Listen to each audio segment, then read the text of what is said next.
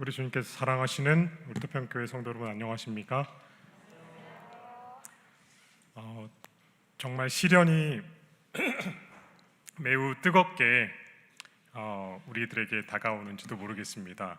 그런데 이 여름이 뙤양볕 그리고 폭우도 쏟아지고 태풍도 불지만 열매가 익어가는 계절이 아니겠습니까?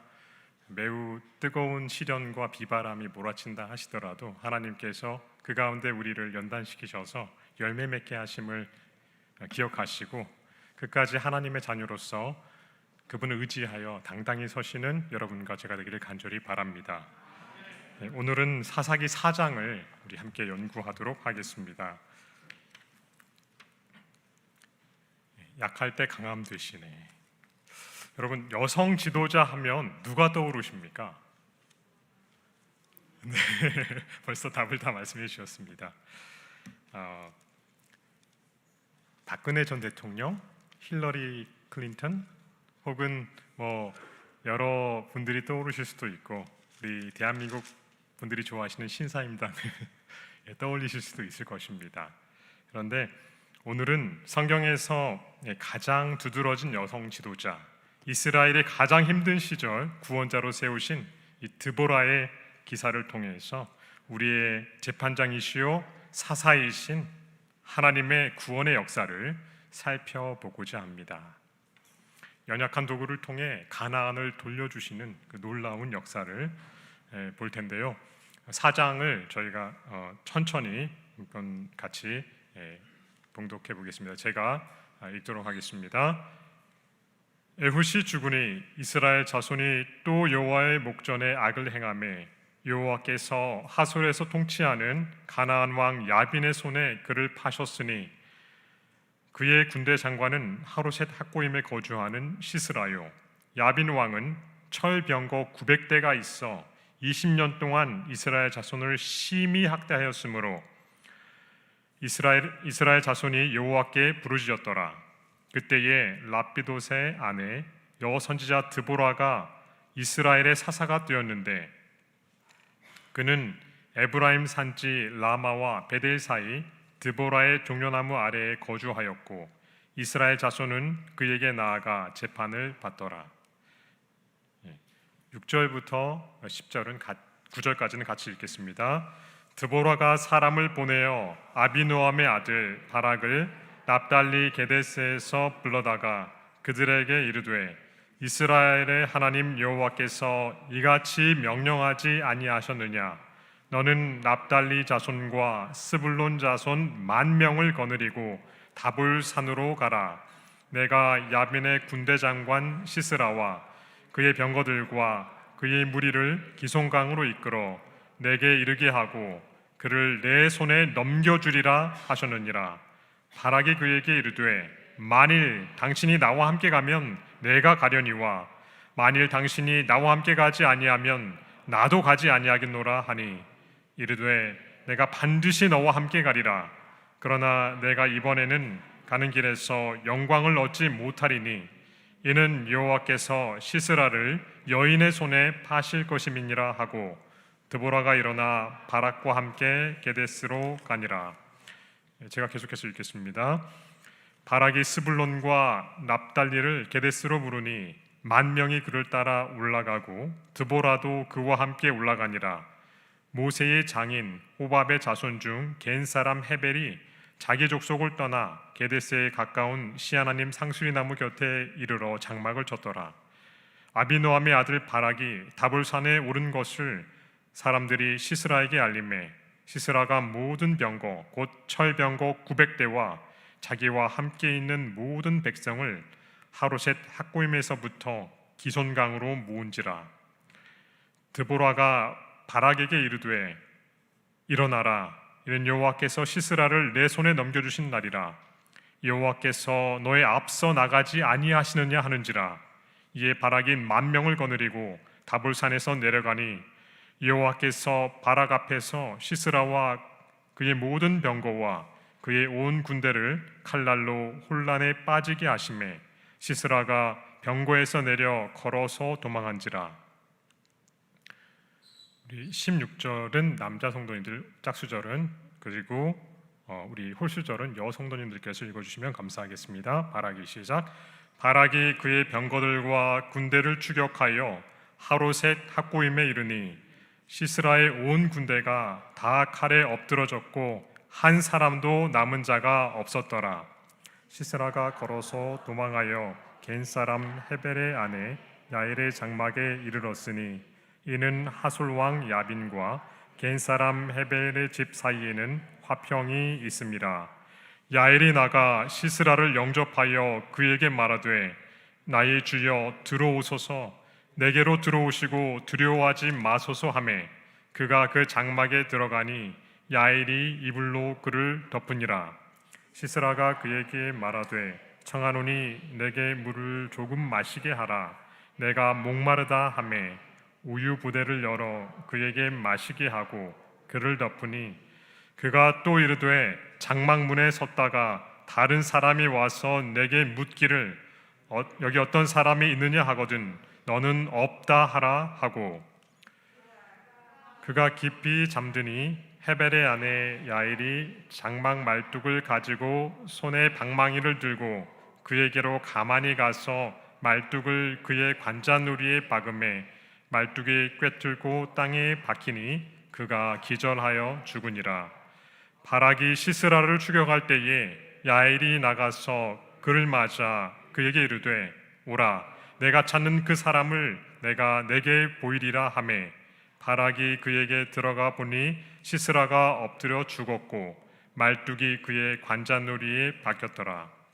이와 같이 이날에 하나님이 가나안 왕 야빈을 이스라엘 자손 앞에 굴복하게 하신지라. 24절 다 같이 읽겠습니다. 이스라엘 자손의 손이 가나안 왕 야빈을 점점 더 눌러서 마침내 가나안 왕 야빈을 진멸하였더라. 아멘. 지난 시간에 이 애굽과 삼갈 이후에 몇 년 동안 평안했다고 성경이 기록하고 있냐면 80년 동안 평안했다 이렇게 기록하고 있습니다. 애굽 한 세대 40년 그리고 삼갈 한 세대 40년 이렇게 아마 성경에서 이 당시 한 세대는 40년이었던 것 같아요. 그래서 그렇게 기록하고 있고요. 그가 죽은 후에 이스라엘 자손이 또다시 하나님의 눈앞에서 악을 행했다고 기록하고 있습니다. 거의 이제는 우리가 반복처럼 보이는데 다시. 근데 놀라운 사실은요, 이번에 이스라엘을 정복한 복속시킨 왕이 누구라고 하고 있습니까? 가나안 하솔 왕 야빈이다. 여러분 사실 자세히 보면은요, 첫 번째로 이스라엘 자손이 이제 약속의 땅에 정착한 다음에 이 괴롭힘을 받고 정복을 당한 것은 누구냐면은 메소포타미아 왕이었어요. 구산 리사다임이었어요. 먼 곳입니다. 북동쪽. 두 번째로 약속의 땅 동쪽의 모압 사람들이 암몬과 아말렉 사람들까지 포함시켜서 이렇게 했었고요. 세 번째 사사가 일어나기 전에 죄에 빠졌을 때 친 사람이 누구냐면 이 블레셋 서쪽입니다. 아까는 동쪽이었죠. 처음엔 북쪽. 잘 보시면 북동쪽에서 이제 했습니다. 두 번째는 요단 동편 주로. 그런데 세 번째는 이 지중해 쪽이죠. 서쪽에서 했어요. 근데 이번에는 하나님께서 원래 그들의 이게 지금까지는 다 약속의 땅 밖의 사람들이었어요. 그들이 하나님께 충성치 못하고 스스로 약해졌기 때문에 그것 때문에 이제 하나님께서 그들을 다시 한번 주께로 향하게 하고자 그들의 현 상태를 파악하게 하고자 그렇게 하셨는데 이번에는 가나안 땅 본래 사람이 약속의 땅 사실은 그들이 이미 정복했어야 했고 거의 복속시켰던 가나안 백성에 의해서 통치를 받게 된 아이러니한 매우 자존심 상하는 그리고 매우 고통스러운 상황에 빠진 것입니다. 지도를 좀 확대해 보면 저 부분에서 가나안 지금 약속의 땅 북쪽에 주로 그리고 요약해 보면은 위쪽에서 동쪽에서 서쪽에서 근데 지금은 가나안 땅 자체에서 사실 하나님께서는 가나안의 죄악 때문에 가나안을 이스라엘의 손에 붙이셨습니다. 그리고 여호수아 11장에 따르면 하솔은 이제 이 가나안 북쪽의 도시 국가들인데 가장 강대한 이 토착 세력 가운데 가장 강력한 곳이었습니다. 그래서 전체가 연합을 해가지고 여호수아하고 맞붙어요. 근데 이미 150년 전에 하나님께서 여호수아를 통해서 이 가나안인들을 이스라엘의 손에 붙이셨습니다. 이렇게 기록하고 있습니다. 하솔은 같이 읽을까요? 시작. 하솔은 본래 그 모든 나라의 머리였더니 그때에 여호수아가 돌아와서 하솔을 취하고 그 왕을 칼날로 쳐 죽이고 완전한 승리를 거둔 것이죠. 11절 계속 읽겠습니다. 그 가운데 모든 사람을 칼날로 쳐서 진멸하여 호흡이 있는 자는 하나도 남기지 아니하였고 또 불로 하솔을 살랐으며 여호수아가 그 왕들의 모든 성읍과 그 모든 왕을 취하여 칼날로 쳐서 진멸하여 여호와의 종 모세의 명한 것 같이 하였으되. 놀라운 것은요, 이미 없어진 그곳이 150년 만에 이스라엘을 누를 만큼 강성해졌다는 사실입니다. 아마도 다른 곳에 남은 가나안 백성들이 이스라엘이 정신을 차리지 못한 틈을 타서 이스라엘의 정복지를 다시 점유하고 힘을 키우면서 복수의 칼날을 갈았는지 모르겠습니다. 이해하기 힘든 역전이 일어났습니다. 성경은 하나님께서 이스라엘을 가나안 하솔 왕 야빈에게 파셨다고 기록하고 있어요. 이 표현, 사사기에 나오는 이 표현은 언약 관계를 나타내 줍니다. 하나님과의 언약 때문에 노예에서 벗어나서 자유인이 되었지만 하나님과의 언약을 파기한 그들이기에 하나님께서는 이스라엘을 파셨다라고 표현한 것입니다. 실제로 그들은 스스로가 죄 아래 팔려서 그들의 값진 언약의 신분을 저버린 것입니다. 타협이 지속될 때 우리는 한때 도저히 그렇게 될 수 없으리라 상상했던 타락의 밑바닥까지도 갈 수 있습니다. 그 더러운 죄를 내가 다 이긴 걸로 생각했는데, 더 이상은 거기에 유혹받지 않을 걸로 생각했는데, 어느 순간 내가 다 이긴 것 같은 죄도 다시 나를 정복할 수 있는 존재임을 결코 잊지 않게 되시는 여러분과 제가 되기를 바랍니다. 특히 이 야빈 왕은 철병거 900승을 가지고 있었다. 이렇게 처음에 여호수아가 완전히 다 정복하지 못한 그 이유를 계속해서 여호수아나 사사기에는 철병거 얘기하고 있는데요. 지금으로부터 3천 몇백 년 전입니다. 우리나라는 이 고조선에 관한 기록이 있을까 말까한 굉장히 예적이고 다 청동기인데요. 이 굉장한 철기, 철병거를 가진, 쉽게 말하면 미국 같은 이 엄청난, 혹은 러시아 같은 최첨단의 무기를 가진 국가와 우리나라나 혹은 다른 나라가 붙는다면 붙을 생각 자체가 되지 않을 것입니다. 한두 대가 아니라 900대예요. 이스라엘 자손이 두려워해서 타협하기 시작한 철병거, 도전해 보지도 않고 복속되어서 20년간 심한 학대를 받게 되는데, 우리가 5장의 이 부분을 다시 한번 거룩한 시로, 노래로 한 부분을 보면은요, 대로를 다니지 못하고 얼마나 학대가 심했는지 좁은 소로로만 다닐 수 있었어요. 지금 러시아가 독일로 연관되는 이 천연가스관을 막아버리고 이 무역을 끊어버리니까 사실 엄청난, 우리가 지금 물가 인플레이션 압박이 뭐 여러 요인이 있지만 그런 요인들이 있으면 우리가 부정할 수가 없습니다. 이 가나안은 왕의 대로가 있는데요, 이 모든 무역이나 이 그들의 소통할 수 있는 모든 것들을 끊어버린 것입니다. 그래 작은 길로밖에 눈치 보면서 얼마나 학대가 심했는지 우리가 볼 수 있어요. 히브리어로 성경 원문으로 쥐어짜다, 짓누르다, 이것은 선지자 발람이 하나님의 명령을 어기고 이 모압왕 발락에게 가서 이렇게 했을 때 여호와의 사자가 칼을 들고 서 있어서 나귀가 피하다 못 피해서 어떻게 했습니까? 발람을 벽에 있는 발에 짓이겨졌잖아요. 그거와 같은 단어예요. 이스라엘이 얼마나 가나안인들에게 심하게 학대당했으면 그 벽에 완전히 짓이겨지는 듯 할 정도로 비벼지게 된 것입니다. 학대를 받고서도 20년이 지나서야 부르짖게 되는 것은, 처음에는 몇 년 동안 학대받고 하나님께 부르짖었습니까? 8년이죠. 그 다음에는요 18년. 근데 이제는 20년이에요. 점점 더 이 기간이 늘어나는 것은 영적 회복 탄력성이 굉장히 떨어지는 것을 우리가 볼 수 있습니다.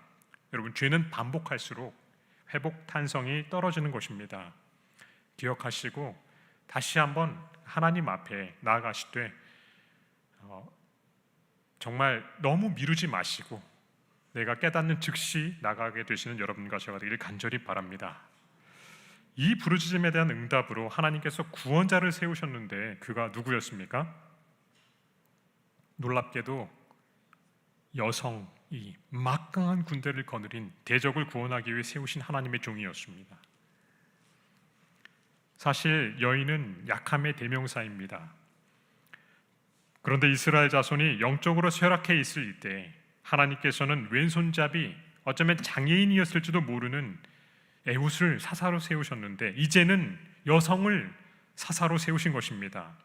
여성과 장애인, 하나님이 함께 하시는 데는 성별이나 사회적 약자도 결코 제외되지 않습니다.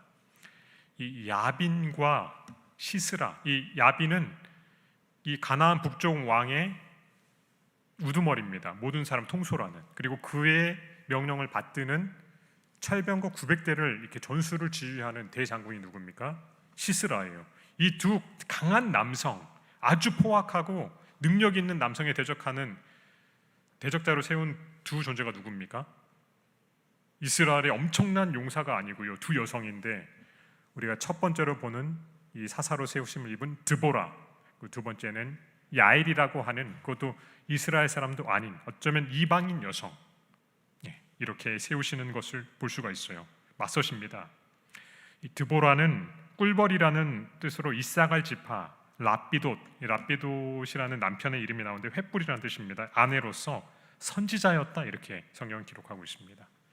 근데 원래는 민사적 이 재판을 담당하는 사사였지만 시스라가 침입하자 군사적 사사를 겸하도록 부르심을 받았습니다.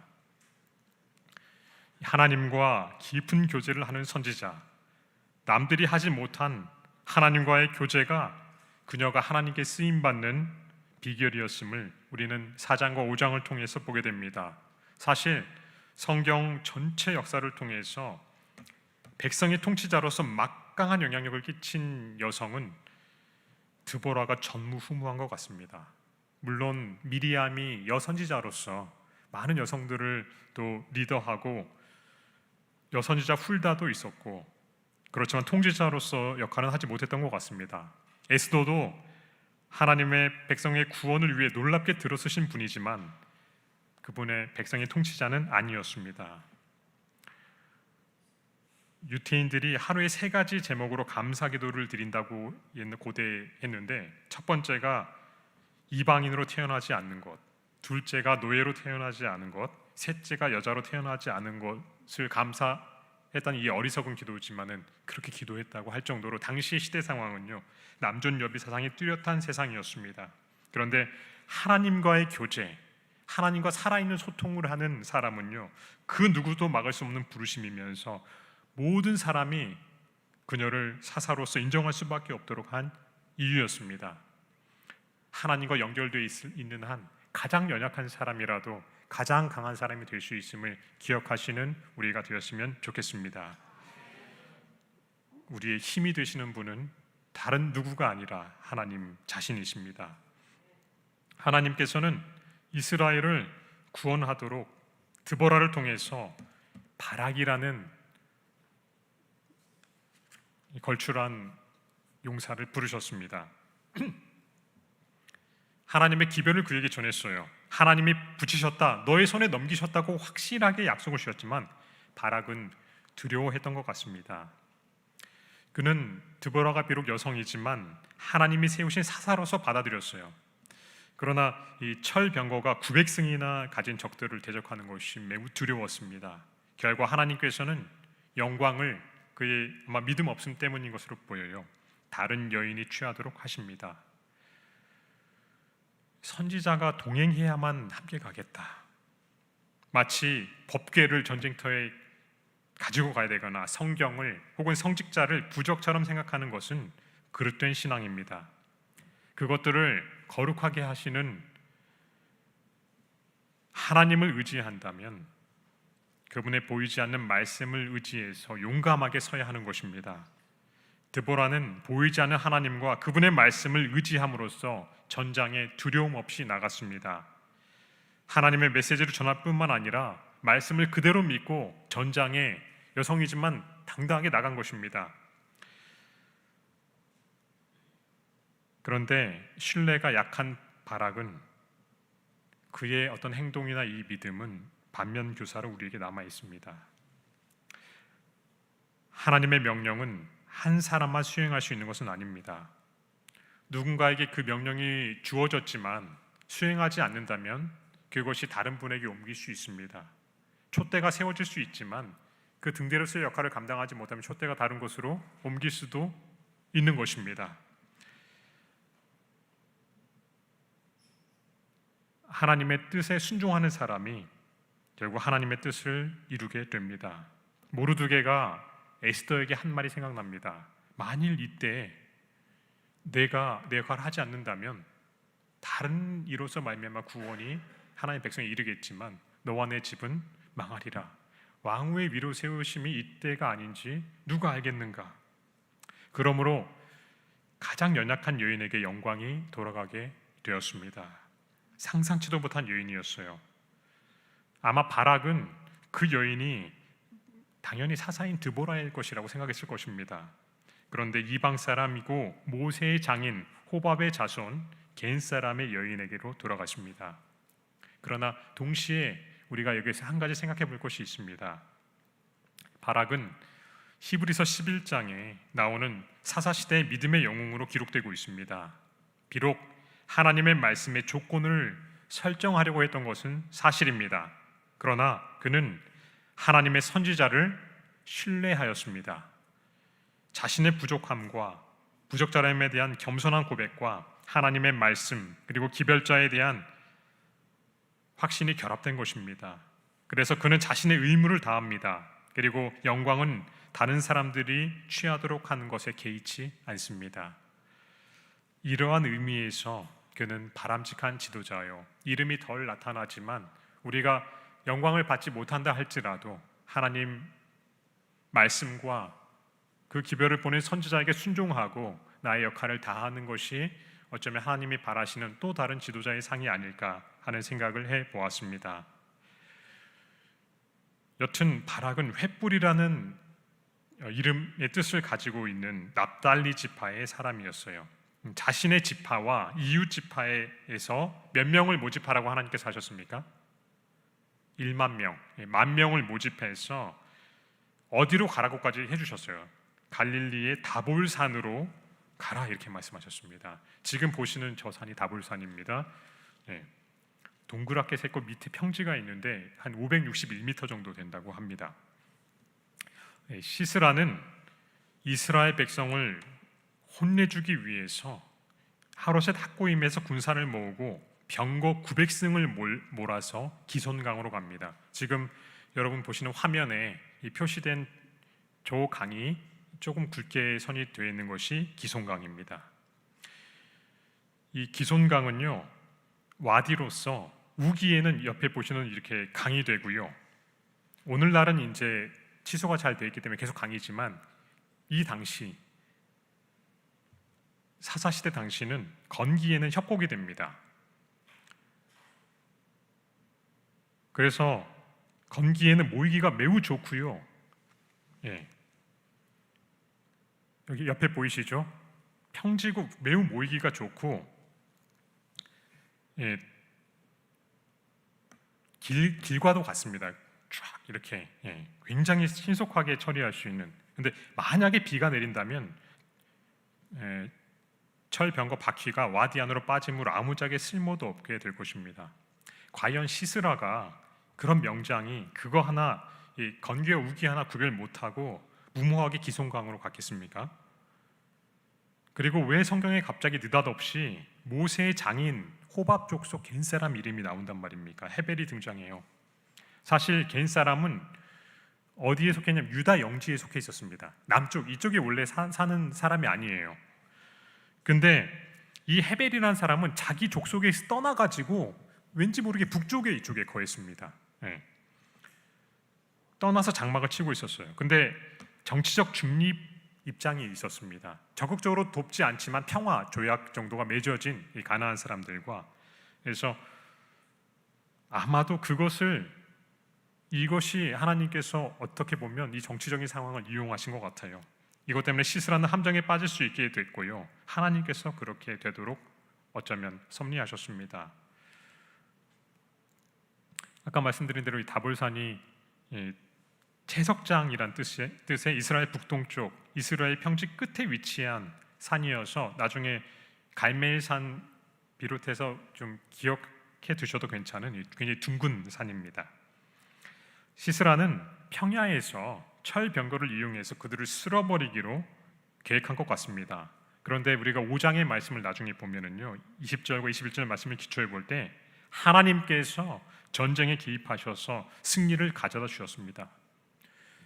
이 건기에 도저히 상상할 수 없는 비를, 한 번도 상상할 수 없을 때 하나님께서 번개와 함께 큰 비를 내리셔가지고요, 갑자기 불어난 물이 시스라의 군대를 쓸어버리고 위험에 빠지게 하고 이 철병거가 무용지물이 되도록 만들었어요. 결국 시스라가 병거에서 내려서 도보로 도망하는 정말 우스꽝스러운 일이 벌어집니다.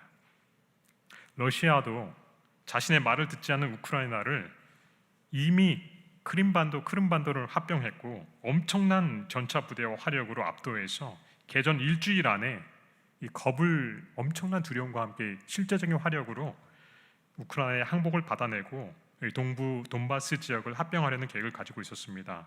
그러나 상황은 꼭 그들이 계획한 대로 흘러가는 것이 아닙니다. 플랜 A가 전혀 달랐어요. 2월 24일 개전했지만 3월로 접어들게 되고 3월이면은 우크라이나의 비옥한 땅이 진흙탕으로 변해가는 라스푸티차라는 현상으로서 러시아 전차가 진흙에 빠져들어 기동하기 힘든 상황에 빠지게 됐습니다. 진흙탕에 빠져서 무용지물이 되는가 하면 고속도로로 이동하다가 천여 대나 되는, 마치 철병거 900승이랑 어떻게 보면 오버랩이 되더라고요. 이 천여 대나 되는 수많은 전차를 손실하는 해프닝이 벌어졌습니다. 바락은 처음에는 납달리 스불론으로 전쟁을 시작했어요. 지리적으로 고립되어 있던 유다와 시몬 지파를 제외한 전 이스라엘이 가담해서 가나안 왕 야벤을 마침내 진멸하는 놀라운 전투를 하지만 정작 적장 시스라는 전혀 다른 가정주부, 연약한 여인에게 죽임을 당합니다. 이 야엘이라는 사람은 여인인데 사냥이라는 뜻으로 출애굽 당시 이스라엘과 연합한 겐 족속의 후손이었어요. 그들은 가나안인과 화평이 있었지만 이스라엘을 위하여, 여호와를 위하여 가나안과의 언약을 깼습니다. 가나안과 언약이 있었어도 이스라엘을 위해서 언약을 깬 여성과 하나님과의 강력한 언약이 있었음에도 그것을 가차없이 파기한, 어쩌면 이 모습이 성경에 대조되어 나오고 있습니다. 하나님의 백성을 위해서 자기 장막을 기꺼이 희생하는 여인과 오히려 자기 장막의 부요를 위해서 하나님의 장막을 소홀히 하는 이스라엘이 대조를 이룹니다. 원래 이 유목민들은 남편 외에는 여인의 장막에 남자를 들이지 않습니다. 그래서 만약 외간 남자가 여인의 장막에 들어가면 죽여도 무방합니다. 왜냐하면 이 겁탈을 당할 수가 있기 때문에 여인의 장막에는 원래 들어가지 말아야 합니다. 그런데 위장된 친절을 통해서 집안에 들이고 그가 기진하여 잠을 자는 동안에 그의 생명을 취하였습니다. 지혜로운 여성이고 상황 파악이 매우 빠른 자입니다.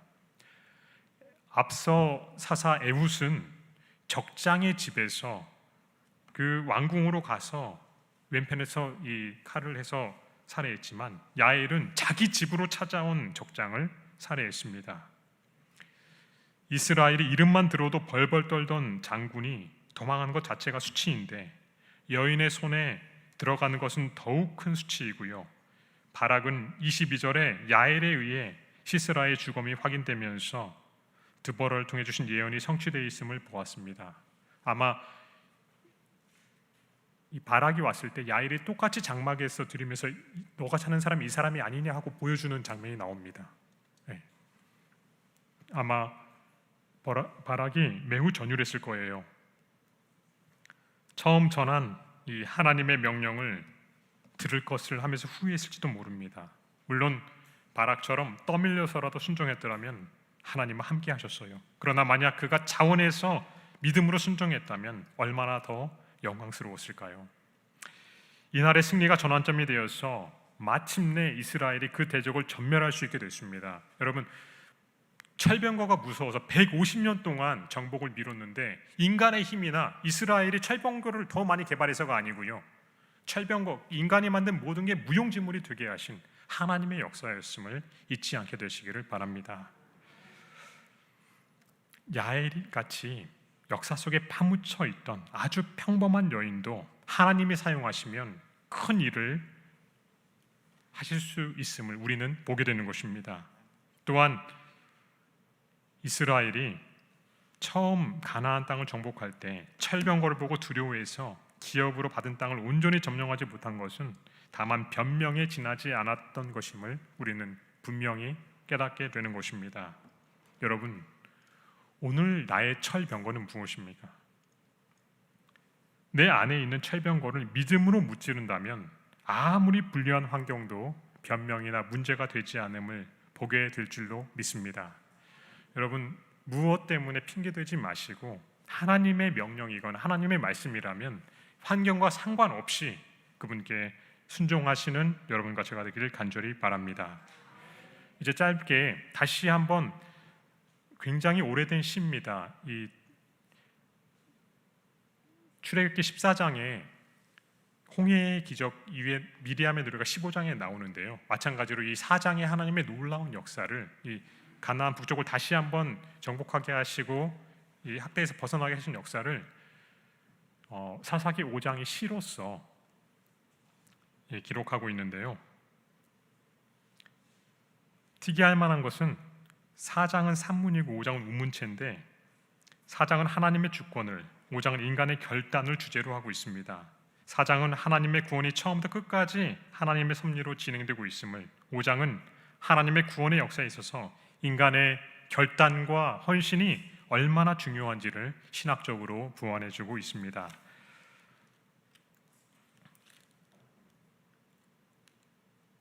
조금씩만 살펴보겠습니다. 5장에 보면 이날에 드보라가 노래하여 가로되 이스라엘의 두령이 그를 용서하였고 백성이 즐거이 헌신하였으니 여호와를 찬송하라. 또 여호와를 3절에도 끝에 찬송하라. 그리고 하늘도 세어서, 여기 그 하나님께서 구름으로 물을 내렸다, 놀라운 역사를 사실 기록하고 있는데, 큰 승리를 경험한 드보라가 하나님께 찬송한 노래를 지어 바락과 함께 불렀는데 노래가 뭘로 시작합니까? 히브리어로 할렐루야, 할렐루야입니다. 그게 여호와를 찬송하랍니다. 할렐루야, 이렇게 시작합니다.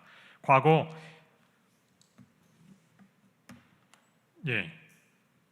하나님이 하시던 역사를 반복해서 지금 하는 노래가 나오는데, 여인이 어쩌면 연약한 여인이기에 놀라운 승리를 주신 하나님을 더욱 찬양하지 않았을까 생각을 해봅니다. 자기가 연약하다고 느낄수록 하나님을 더욱 크게, 더욱 높이 찬송하는 것입니다. 내 능력이 아니라 전적으로 누구요? 하나님. 그래서 약할수록 나를 사용하신 하나님을 찬송하게 되는 것입니다. 여러분, 강하다고 생각하지 마시고요, 나 같은 사람도 들어쓰시는 하나님을 찬송하시는 할렐루야의 삶을 살게 되시기를 간절히 바랍니다. 가장 오래된 성경가 중 하나인 이 사사기 5장은 번역하기가 가장 까다롭고 어려운 장 가운데 하나로 꼽히고 있습니다. 왜냐하면 고어가 굉장히 많이 들어있는데 용례를 찾아보기가 어려워서 그렇습니다. 근데 4장에서는 드보라는 랍비돗의 아내 바락을 아히노암의 아들, 즉 가부장적인 문화에 소개하고 있지만 5장에서는 드보라를 단독으로 그 이름 자체로 남편이나 가부장이나 누구의 딸이나 나오지 않고요, 독립적인 가치를 가지고 나옵니다. 얼마나 심했는지 그들이 소로로 다니고 대로로 다리가 텅텅 비었다. 얼마나 심하게 됐고 지도자도 없었는지가 쭉 됐고요. 그리고는 왜 그들이 이런 큰 어려움에 닥쳤는지 분명하게 나와요. 비참한 일의 원인이 바로 하나님을 버리고 8절에 새 신들을 택하였으므로 일어났다. 정말 통치자들의 군대와 통제로 제대로 사용하지도 못하고 뒤끌려 다니는 비굴하고 비참한 모습. 그런데 10절과 11절에는 이제 성문으로 내려가서 대로로 다시 다니는 상황이 역정된 모습이 잘 그려져 있습니다. 그리고 9절에서 11절에는 이런 힘든 상황 가운데서 하나님께 헌신한 드보라와 바락 그리고 수많은 이스라엘 백성의 결단을 노래하고 있습니다. 하나님께서 나를 위하여 용사를 치시려고 강림하셨도다 하면서 13절부터 하나님의 개입하심에 대한 찬양과 함께 20, 21절 하파의 승리를 주신 하나님을 찬양하고 있는데, 사실 14절부터는 싸움에 참여한 이스라엘 지파와 싸움에 참여하지 않은 지파들이 대조되어서 나옵니다. 에브라임과 베냐민, 마길, 여러분 이 마길이라는 이름도 나오고 길르앗이라는 이름도 나오는데요, 좀 주목해 보셔야 됩니다. 이 마길은 둘 다 누구의 후손입니까? 마길과 길르앗? 므낫세의 후손인데요, 가나안 동편에 먼저 기업을 받은 이 므낫세의 후손을 뭐라고 하냐면 길르앗이라고 합니다. 길르앗은 므낫세 반지파고요, 마길은요 요단 서편 약속의 땅에 정착한 므낫세 반지파라고 이해하시면 거의 정확하게 되겠습니다. 이 마길과 스불론, 이사갈, 납달리, 특별히 죽음을 무릅쓰고 목숨을 아끼지 않은 스불론과 납달리에 대한 기록이 18절에 나옵니다. 그런데 양의 우리에 앉아서 목동들의 피리 소리만 듣고 있는가? 우리 사실 16절에 목자의 부는 소리를 들으면 어찌미뇨. 굉장히 번역이 사실은 좀 애매하게 됐는데요, 르우벤 자손에게 큰 결심이 있었다는 말이, 그게 이 비난, 굉장히 완곡하게 그들이 전쟁에 참여하지 못하고, 사실 그들은 목축을 더 했거든요. 참여하지 못하고 동편에 있다 보니까 전쟁에 참여하지 않았어요. 그런데 우린 여기서 영적으로 균형 잡힌 지도자의 여유와 배려를 볼 수 있어요. 승전 후에도 그들의 행동을 비난하거나 상처를 주지 않으면서도 그들의 불신앙을 완곡하게 책망하는 것입니다. 아마도 하지 않은 것 자체가 이기겠어? 하면서 심히 부끄러웠을 것이에요, 스스로. 근데 역사는 항상 밝은 면만이 있는 게 아닙니다. 어떤 좋은 제안에도 따르지 않는 사람들이 있습니다. 르우벤처럼 큰 결심이 있는 날에도 회의하고 스스로 재고 따지고 하다 결국 거절하는 사람들이 있습니다. 영적 음지는 항상 있습니다. 더해서 아예 반대하고 방해하는 사람도 있습니다. 느헤미야가 불탄 성전을 목숨 걸고 재건할 때 그를 가장 괴롭혔던 사람이 누굽니까? 도비야. 이스라엘과 혼인관계를 맺어진 사람이고 오히려 이스라엘을 많이 위하는 것처럼 하는 사람이었지만 실제로는 가장 무서운 적이었습니다. 그들을 어떻게 대해야 하겠습니까? 드보라는 매우 좋은 모본을 우리에게 남겨주었습니다.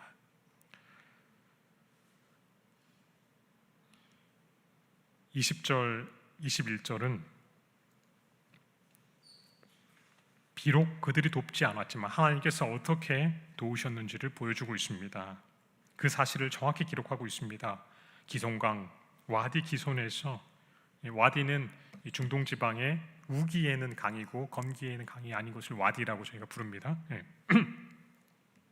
놀라운 기적을 행하심으로 철병과 900승을 꼼짝도 못하게 하시고 놀라운 승리를 주었습니다. 훗날 이 기손강은 엘리야가 갈멜산에서 바알과 아세라 제사장들과 겨루 이긴 후에 그들을 처단한 장소가 바로 이 기손강이 되었습니다. 영적 승리의 장소는 바로 하나님의 개입으로 이루어지는 것입니다. 우리의 결단과 목숨을 건 헌신이 중요합니다. 그러나 그것이 전부가 아닙니다. 반드시 하나님의 개입이 있어야만 합니다. 승리는 더 큰 관점에서 볼 때 누구의 손에 있습니까? 하나님의 손에 있습니다. 드보라는 그것을 잊지 않았습니다. 내가 잘해서가 아니라 하나님께서 이 승리를 이루어 주셨음을 기억한 것입니다. 마치 굉장히 빠른 이 전개 중에 슬로우 모션과 클로즈업이 되는 부분이 항상 이 야엘이 시스라를 죽인 장면은 굉장히 세세하고 클로즈업 된 것 같은 이렇게 되어 있습니다. 겐사람 헤벨의 아내 야엘은 다른 여인보다 복을 받을 것이니 장막에 관한 여인보다 더욱 복을 받을 것이로다.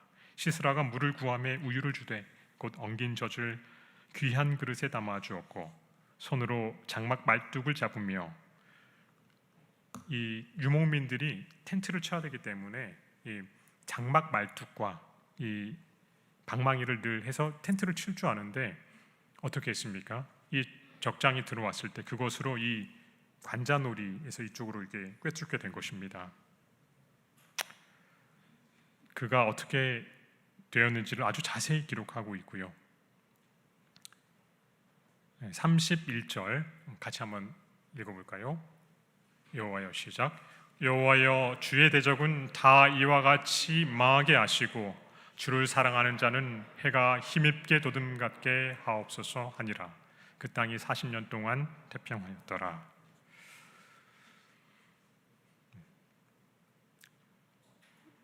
사실 여기 23절을 제가 건너뛰었지만 23절에 보면 메로스 주민에 대한 저주가 나옵니다. 그것이 24절 기사, 이 야엘의 기사와 매우 뚜렷이 대조되어서 더욱 두드러집니다. 메로스는 저주를 받을 것이라 이렇게 했어요. 이방 여인은 최선을 다해서 여호와를 돕는데 그의 백성이 되어서도 하나님을 돕지 않은 바로 전쟁터 옆에 이 이스라엘 주민들이 메로스 주민인데 너무 대조되는 이것. 그래서 하나님을 돕지 않은 그의 백성이면서도 돕지 않은 그들에게 저주가 선포된 것입니다. 기림교회 성경 주석은 다음과 같이 기록하고 있습니다. 위치가 분명하게 확인되지는 않지만 전쟁터 근처에 있었던 것으로 보인다. 이 메로스에 대한 것입니다. 가나안 사람들에게 과감하게 저항한 다른 지파들의 애국심 강하고 용감한 사람들과 극명하게 대조되게도 시스라 군대의 퇴각로 상에 있었던 메로스의 이스라엘 거민은 어떠한 형태의 도움도 주지 않으려 했다. 이 사람들의 도움을 받았다면 추격하던 이스라엘 사람들은 그 어떤 가나안 사람도 심지어 시스라까지도 전쟁터에서 도망치지 못하게 저지했을 것이다. 도움 주기를 거절했으므로 여호와의 사자는 그들에게 저주를 선언했다. 그들의 죄는 적극적인 죄가 아니라 태만 죄이다. 이 사건에서 그들의 죄는 필요할 때에 아무 일도 하지 않았다는 것이었고 이 때문에 그들에게 하나님의 저주가 임했다. 도망하고 퇴로를 열어줬는데요. 시스라가 굉장히 똑똑한 사람이어서 이 바락의 이 좌측 만약에 좌측으로 가면은 사람이 다 그쪽으로 도망갔을까라고 생각했던 부분인데 그쪽으로 아니면 반대쪽으로 도망갔어요. 그래서 따돌렸다고 생각하고 그가 이제 피곤해서 야엘의 장막에 사실 여기 뭐냐면 동맹이기도 하고 들어가게 된 것인데요.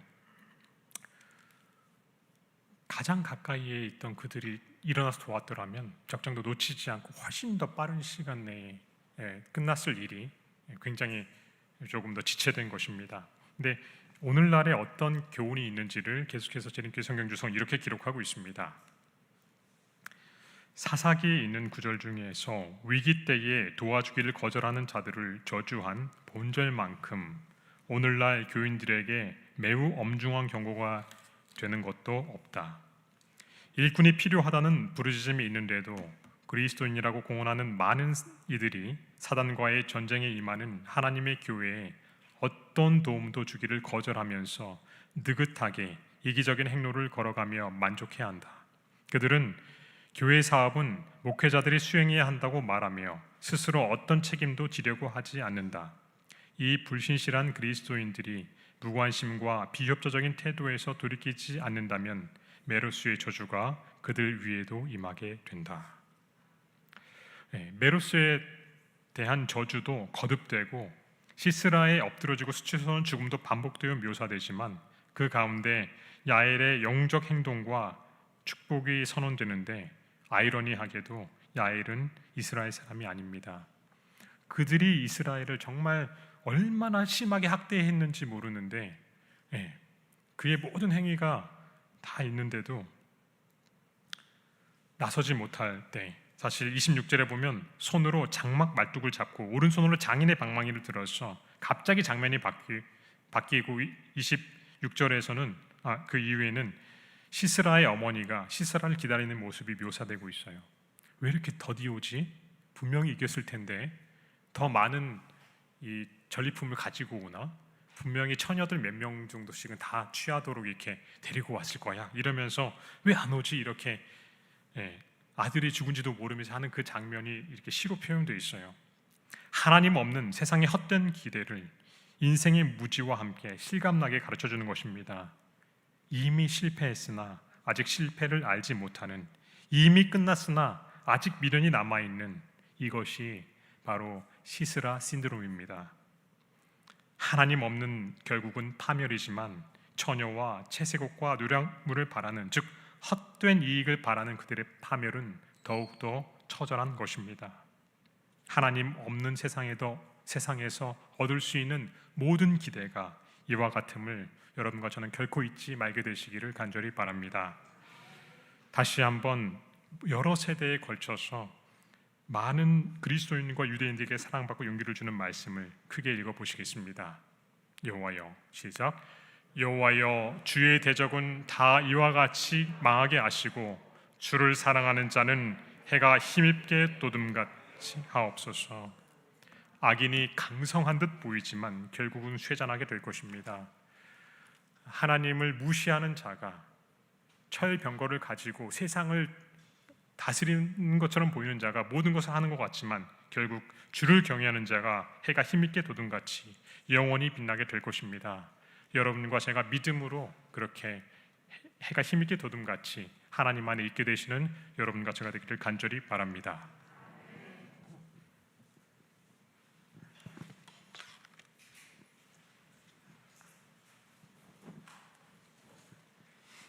말씀 감사합니다.